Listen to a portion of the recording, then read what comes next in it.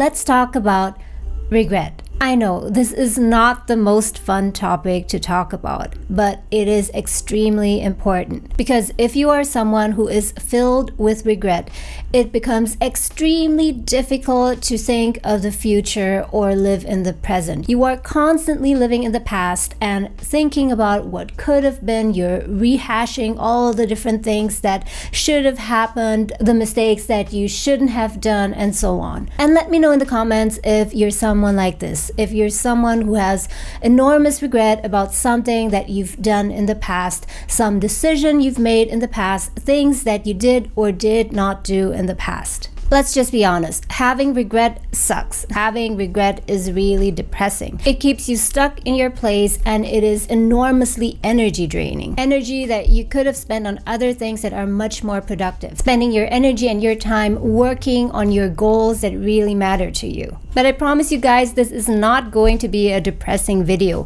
because the goal of this video is that I want to share with you some of the things that I've done that worked for me when dealing with regret. But before we get into that, let's just briefly take a moment to take a look at how regret actually works, because you might be experiencing regret but you're not really acknowledging it to yourself. You're not really fully aware of it. This is how it might start, and this is what you might be going through.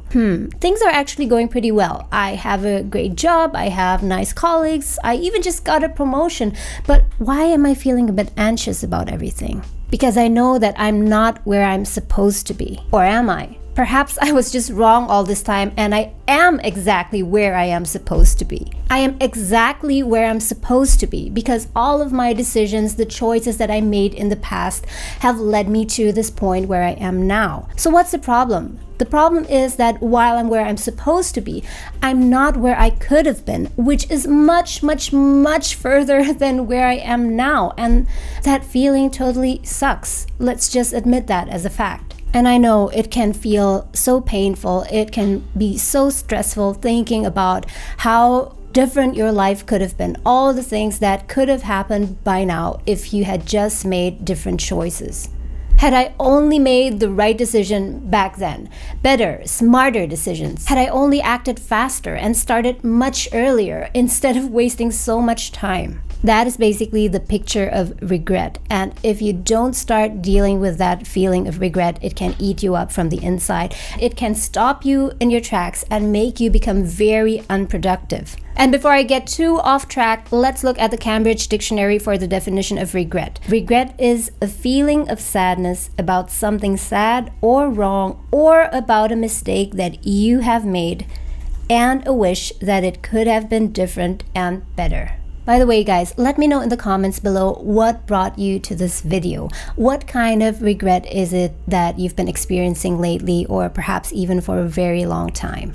The reason why it was really important for me to make this video is because I too have experienced regret in my life. And also, I've seen a lot of people around me, my close family and friends who've experienced tremendous regret. And it's normal for people to experience regret. I believe that there isn't anyone in the world who has never experienced any regret whatsoever. But if this regret becomes too intense, if it becomes too pervasive, that is when it will become dangerous. And that led me to thinking, how have I experienced regret in my life and how have I managed to deal with regret? I think that I've been able to deal with regret quite well. But there was a time years ago where I had a much, much harder time dealing with regret. It's something that bubbles up to the surface once in a while, and it feels like this nagging, dull feeling in your stomach. And it's so disturbing because it puts you in a negative mindset. If you're experiencing extreme regret, then it's like you have a different pair of glasses on. You see everything that happens right now in your life now that has nothing to do whatsoever with the past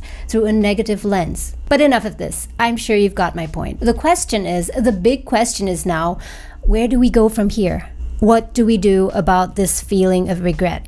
I'll start by telling you about one thing that is commonly known and that has worked quite well for me. But after that, I'll tell you about something else that has worked even better for me and that I think is much, much more useful. But let's just start with the first one. The first thing that you can do to deal with regret is to try and reframe your story. And this is how it works. You look at one of the things that you've done in the past, for example, some decision that you made that caused this enormous amount of regret for you, and you try to reframe the story, which means that you look at it from another angle, in a much more positive light.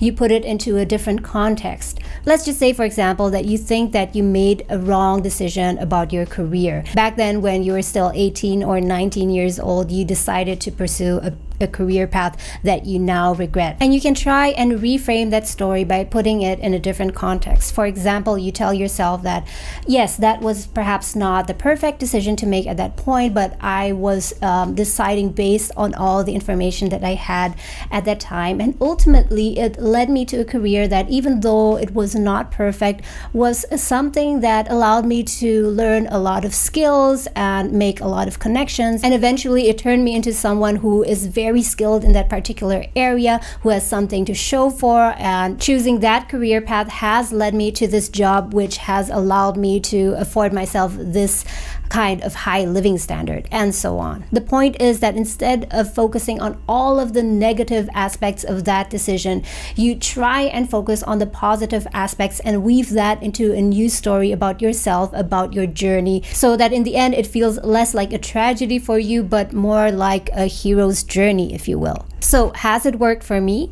It has worked for me to some extent. By looking at the positive aspects and all the things that I learned from my journey and my mistakes and also my regrets, I was able to put a positive spin on it and accept what has happened in the past and move on. But here is why I think that this method does have limitation. This method of retelling, reframing your story, I think can work for your social media presence or when you tell your story to another person in an interview. But for me personally, it hasn't worked that well. And I do not think that reframing your story is a complete or a true solution. It can help in your journey of dealing with regret, but it's not the whole solution. And this is the reason why. No matter what you tell yourself about what has happened in the past, no matter how you try to reframe it to become an encouraging and positive story, the truth is that you know yourself very well. At least I hope that you do. You know exactly what your weaknesses are, and you also know exactly what your mistakes are.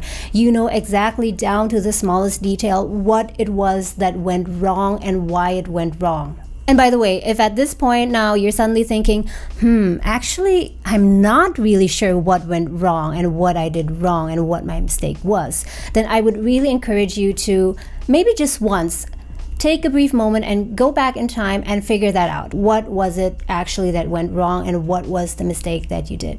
But don't get me wrong, this is not in the interest of just digging up the past, bringing up old stories and complaining or whining about the situation. No, that is not at all the goal. But the goal of looking into your past, if you have this big regret, and trying to uncover it and find out what the mistake was and what led to you making that mistake, that will actually help you to prevent the same from happening in the future. And to make this more concrete, just work along with me now. Try and imagine this one big regret that you have. Let's say that it's a regret related to your career, or it could be life or relationship, whatever it is. Just hold that clearly in your mind. And then go back to that point and just briefly think about what led you to making that mistake.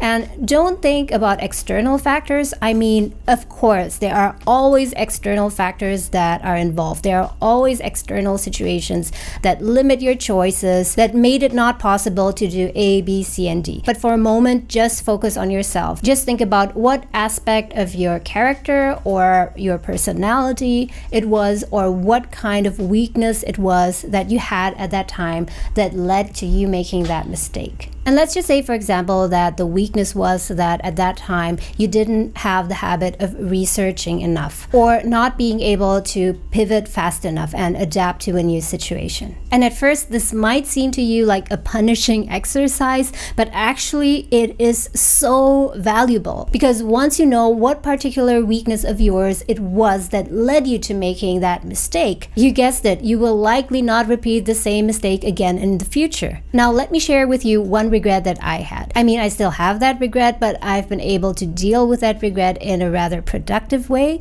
So over time, it has slowly dissipated. One of the regrets that I had was not starting to work on achieving financial freedom early enough. By the way, just in case you're not familiar with the term financial freedom or financial independence yet, people define it in different ways depending on the level of freedom or independence that you achieve. But generally, very broadly speaking, financial freedom or financial independence means that you've accumulated enough money, enough assets, investments, so that you would be able to live off the interest or the capital gains, so that working would become optional. You could still work, but you would have the choice not to work. And I know that those of you who are deeply into FIRE or the financial independence retire early movement might roast me on some of these definitions. I know they're not that precise, but for the purpose of talking about regret, let's just keep the definitions very simple. One of the regrets that I had was that I didn't start early enough to work towards financial independence. Because once I achieved that, I would be able to do practically anything that I wanted with my career, and I would not have to make career decisions based on money. But obviously things have changed since then, and I've been working very hard towards that. But anyway, how did I manage to deal with this regret? First of all, I started by analyzing how did I get to make that mistake. And here are some of the things that I noticed. First of all, I never really took the time to dig deeper into personal finance and find out all the different methods and concepts that there are. So it was something that I wasn't even aware of. But then, even once I knew about it, I never really took the time to go deeper into it and instead prioritized a lot of other things. I intentionally or unintentionally forgot about these things because I was too distracted by all the other things that were happening in my life. And that is how I knew that one of my weaknesses, one of my flaws was that I did not take things that I really wanted seriously enough. The way that I managed to at least reduce this regret was I managed to become a different person. While back then I was someone who did not seriously look into the things that were important to me, now I'm someone who does really take the time and the energy, hours and sometimes even days, to look into the things that are truly important to me and really work on them.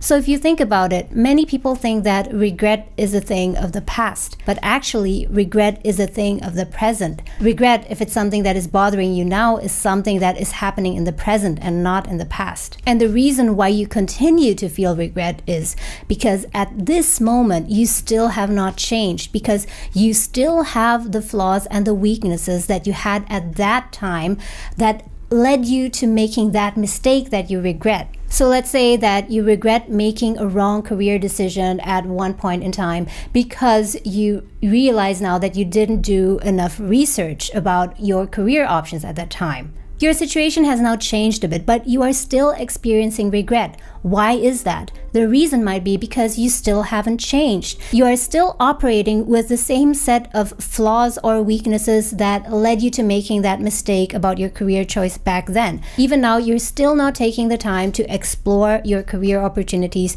to make the right career decision for you. And that is why you are still living with the same kind of regret. But once you change that, once you change the way that you operate now, once you address the weakness that led you to making that mistake in the past, once you do that, you will start experiencing less and less regret about the past. And the reason is because that weakness that you had in the past is no longer relevant. It is no longer part of the way that you operate. So if you do that, if you clearly identify your mistake, what flaw or weakness led to it, and you address that and change that weakness, and you address that weakness now, and you change the whole way that you operate, then your regret will subside. As I mentioned before, regret is something that everyone has experienced in their life at least once. In case you're curious to find out what kind of career regrets other people are experiencing, and if you want to avoid these, then you might want to check out this other video that I made earlier on avoiding career regrets. And if you're someone who's interested in building a fulfilling career, then you might want to consider subscribing. And in that case, don't forget to check your notification settings. Make sure that it's set to all notifications so that YouTube will notify you of each and every upload that I make. Lastly, if you've been enjoying my content so far and if you want to support this channel, then you can simply do that by leaving a comment down below to give the algorithm a nudge, or you can share this video to your friends and family or on social media, or you can even buy me a coffee through the link in the descriptions below. Thanks so much for watching, and I'll see you again soon.